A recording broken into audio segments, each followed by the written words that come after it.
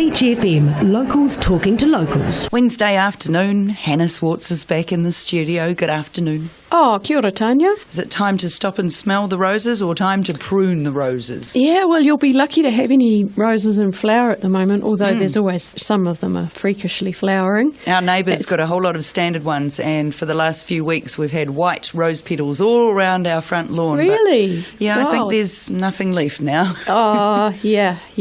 That's one good thing about the cold is it tends to sort of put plants into dormancy, especially those deciduous plants like roses and apples and so on, which means it's a really good time to prune them while they're dormant before the buds start swelling again in August. So you basically got June and July to tackle your pruning. When it comes to roses, you want to start by taking off anything that's diseased and dead. And if branches are looking a bit old and scabby, then pruning them off will stimulate some new fresh growth in the spring. Can you do damage when you're pruning? I mean, do you need to read one of those books, Pruning for Idiots? The main thing to remember is just to prune back to a bud. So if you prune sort of halfway between two buds, you'll end up with a stumpy bit that will lose its blood supply, so to speak, and then it can rot, and then that can spread into the healthy wood. So as long as you cut to a bud, and ideally a bud that's facing in the direction that you want the rose to grow, so which is generally an outward facing bud, so that you get a nice open shape, not lots of crisscrossed growth. That's probably the main thing, and figure it out as you go.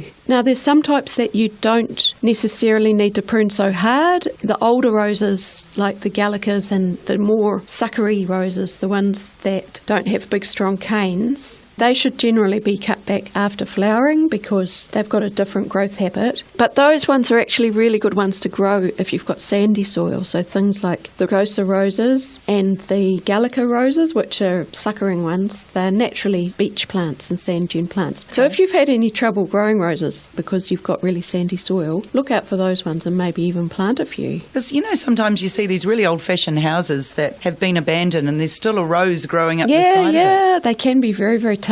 Depending on the vigour of the rose, some of them will grow all over the roof and everything. You want to keep those ones under control a bit. But while you're pruning, you can also use the wood that you prune off to take some cuttings. Just stick them in the ground, about the size and shape of a pencil, so, 6 inches long, finger thickness. They're surprisingly easy to root. I'm almost inspired by that. Well, thank you, Hannah. And, of course, we're talking about number 8 Wire Week coming up in July, so start looking around the place to get a brochure and find out what sort of activities and courses and so forth that you'd like to go along. We've got some here at Beach FM, or you can call in, like Hannah was telling us yesterday, to any of the local libraries or the Kapiti Coast District Council, or even check out your local cafe and get along to some of those workshops. A lot of them are free and some of them just have a very small cost to attend. We'll give Hannah a day off. We'll see you on Friday. 106.3 Beach FM.